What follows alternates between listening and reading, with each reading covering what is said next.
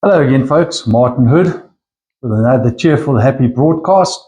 This time, Acting Minister of Police Kachalia, take note, as should all members of Parliament, because I'm about to tell you about a little police officer, Major General Mamothethi, who's usurping your function. You need to do something about it.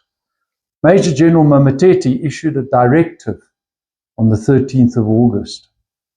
And she says in this directive to all police stations, the African Union has designated September as Africa Amnesty Month. And she goes on to declare an amnesty. Now, first of all, this is political.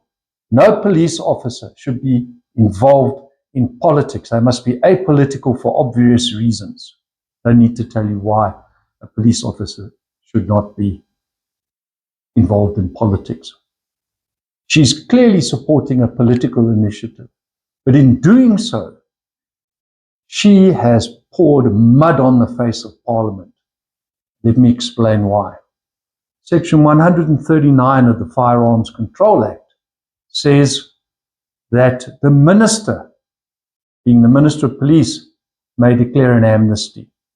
But in addition to the minister declaring it, it has to be approved by Parliament. Hasn't been done. But then Major General Mamothethi goes further and she says, I have chosen only to apply certain sections of 139, Section 139 of the Firearms Control Act.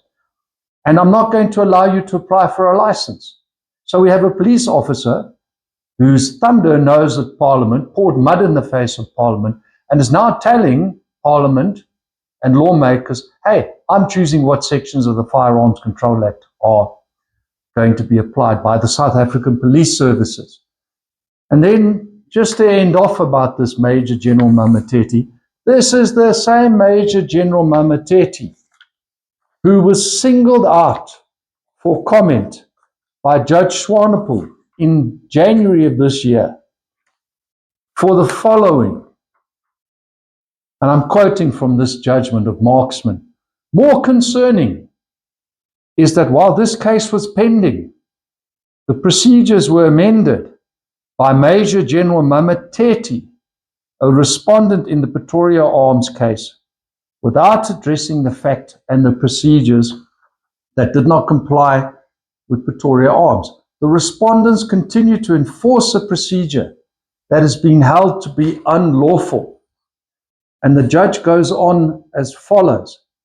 I do not know whether the minister and the National Commissioner too, are aware of the appalling conduct of these officers and their appalling conduct. And therefore, I will direct the registrar to bring this judgment to their attention. And his actual order says as follows. The registrar is requested to bring the judgment to the attention of the Minister of Police and the National Commissioner. It's in your court, Minister and National Commissioner. Do something about this officer before you find yourselves out of job because of a coup from her.